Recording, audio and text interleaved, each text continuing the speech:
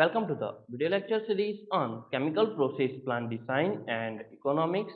Myself, Jamin Pandya, Assistant Professor in Chemical Engineering Department of LJIET Institute of Engineering and Technology.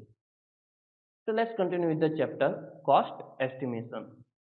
In this lecture, we will talk about the total capital investment, fixed capital cost, working capital investment, cost index, estimating equipment cost by the scaling, or can say that 6/10 rule. So let's first start with total capital investment. Total capital investment further classified as a fixed capital investment and working capital investment, where fixed capital investment further classified as a direct cost and indirect cost. Direct cost, which also known as a manufacturing cost, where indirect cost, which also known as a non-manufacturing cost. In other words, can say that total capital investment is a summation of fixed capital investment and working capital investment. Similarly, for fixed capital investment, can say that fixed capital investment is a summation of direct cost or indirect cost. Before industrial plant can put into operation, a large sum of money must be supplied to purchase, install necessary machine and equipment. Land and service facility must be obtained. The plant must be erected complete with piping, controls and service.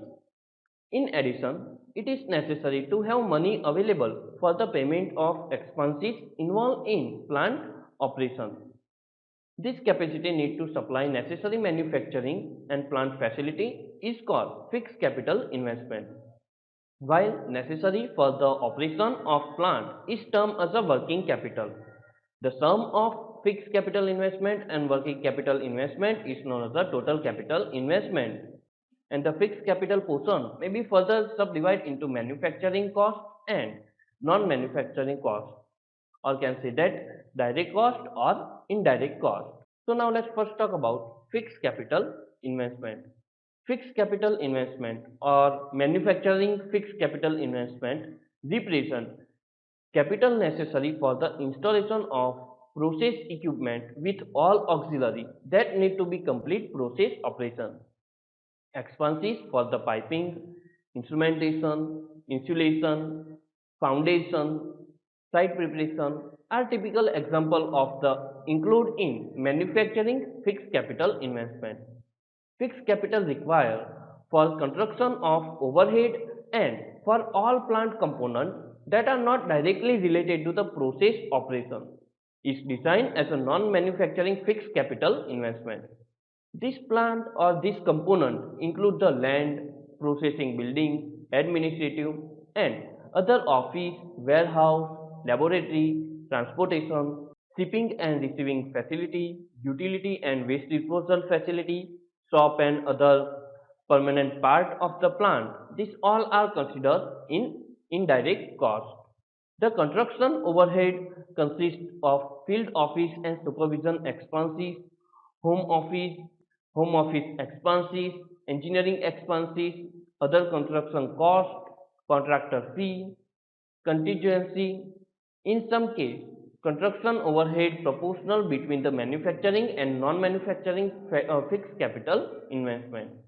So direct costs are include cost for the purchase equipment, or considered installation of that equipment, cost for the piping, electrical equipment and materials, cost for the buildings, cost for the yard improvement, service facility or service yard facility. So these all costs are considered indirect cost, where in indirect cost, engineering and supervision fee, construction fee, contractor fee, these all are considered.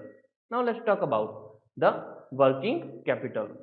The working capital for industrial plant consists total amount of money invested in, such as raw material and supplied carried in stock, cost for the finished product in stock and semi-finished product in process of being manufactured, account receivable, cash kept on hand of monthly payment of operating expenses such as a salary, wage and raw material purchase, account payable and tax payable. So these all are considered in working capital cost. Raw material inventory include in working capital usually amount to the 1 month supply of raw material value at delivered price. Finished product in stock and semi-finished product have value approximately equal to a total manufacturing cost for 1 month production because credit term extended to the customer are usually based on allowable 30 days payment period. The working capital required for the account receivable ordinary amount to the production cost for the 1 month operation. The ratio of working capital to total capital investment change with different company, but most chemical plants use initial working capital accounting for 10 to 20% of total capital investment. This percentage may increase as a 50% or more for company producing products seasonable demand because the large inventory which must be maintained for appreciable period of time. So this is all about the working capital. Now let's talk about the cost index. Most of cost data which are available for immediate use in preliminary for pre-designed estimates are based on conditions as some time in past because price may change considerably with time due to the change in economical condition. Some method must be used for updating cost data which applicable at past data to cost that representative of condition at later time. This can be done by the cost index. A cost index is mostly an index value for given period of time showing the cost at that time relevant to the certain base time. If the cost sometime in the past is known, the equivalent cost that present time can be determined by the multiplying with original cost the ratio of present index value to the index value at applicable when the original cost obtained. So we can find the present cost using this data.